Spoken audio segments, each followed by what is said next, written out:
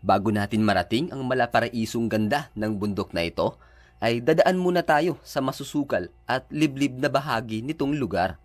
Aside sa napakatarik nito, ay dagdag hirap pa itong ilan sa mga matutulis na bato na madadaanan natin papunta sa nasabing lugar. Pero sulit naman dahil nga sa ganda ng mga tanawin na makikita natin sa mismong tuktok ng bundok. Kaya tara na sa Mount Manghilaw ng Danao.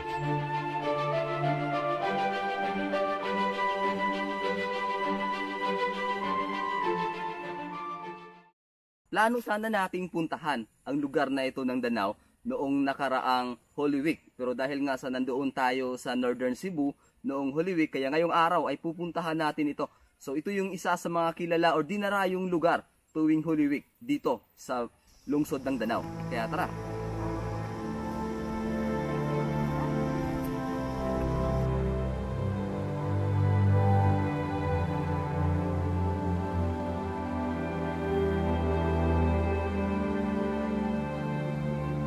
Yun, so mga ilang minuto na lang mararating na natin ang bahaging iyon ng Danao.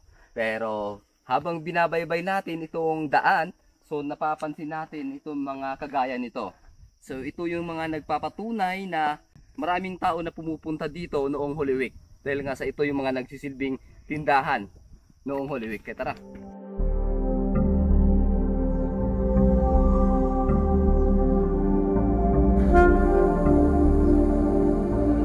Mula sa public plaza ng Danao ay may layo ito na umaabot ng 12 kilometro o katumbas na nito ang halos 1 oras na travel para marating natin ang paanan ng bundok. Maliban sa nagiging paboritong lugar ito ng mga hikers, ay sobrang kilala rin ito bilang isang religious mountain na dinarayo tuwing Semana Santa. At pinaka-highlights nito, itong napakalaking cross na nakatayo sa tuktok nitong bundok.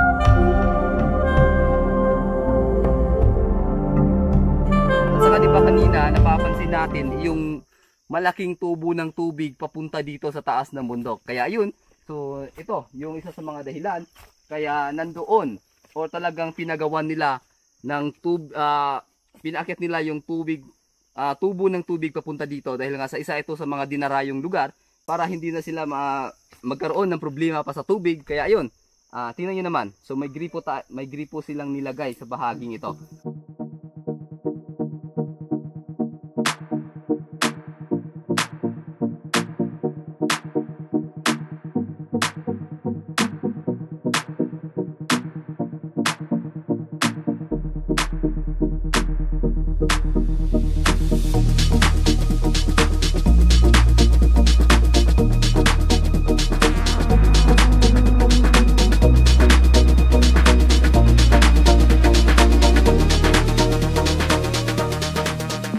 Sa kinatatayuan natin dito sa tuktok nitong Mount Manghilaw sa bahagi ito ng Danao City, kitang-kita natin dito itong bulubuntuking nasasakop ng Danao at saka mapapansin din natin or talagang kitang-kita natin dito yung mga nagtataas ang gusali na sakop naman ng Metro Cebu.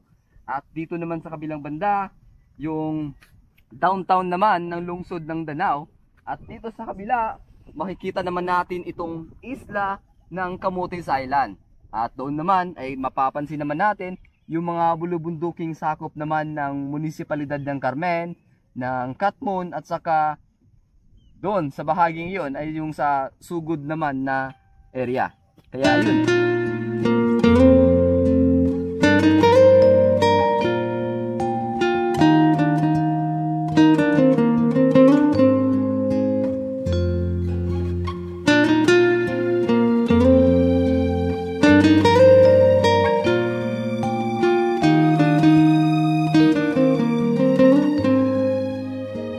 Na umaabot ng 635 metro above sea level, ay masasabi natin na isa ito sa pinakamataas na bundok sa bahaging ito ng Cebu.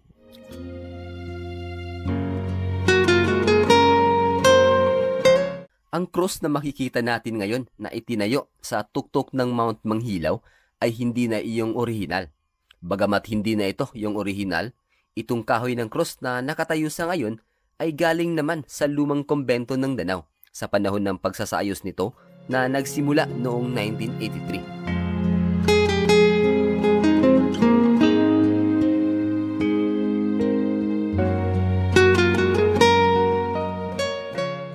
At kung gugugol ka ng 1 o 2 minuto sa pagtutok sa krus, ay mapapansin mo na ang krus ay nahati sa kalahati.